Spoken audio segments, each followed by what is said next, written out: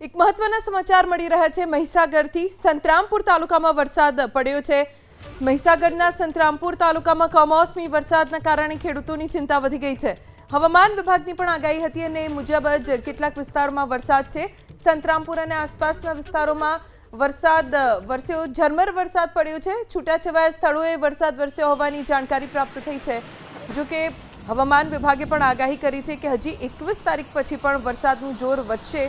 રાજ્યમાં વાવાઝોડાની સ્થિતિ પણ સર્જાઈ શકે છે તેવી પણ અનુમાન વ્યક્ત કરવામાં આવ્યું છે। ત્યારે ગાજવીજ સાથેના વરસાદથી ખેડૂતો મુશ્કેલીમાં મુકાઈ ગયા છે। લુણાવાડા શહેરમાં પણ તેજ પવન ફૂંકાવાની શરૂઆત થઈ ગઈ છે। તાપમાનનો પારો નીચે ગગડ્યો છે। વાતાવરણમાં ઠંડક પ્રસરી ગઈ છે। હવામાન વિભાગે પણ આગાહી કરી છે કે હજી 21 તારીખ પછી પણ વરસાદનું જોર વધશે।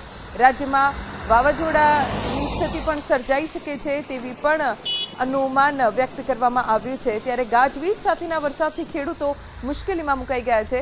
લુણાવાડા શહેરમાં પણ તેજ પવન ફૂંકાવાની શરૂઆત થઈ ગઈ છે। તાપમાનનો પારો નીચે ગગડ્યો છે। વાતાવરણમાં ઠંડક પ્રસરી ગઈ છે।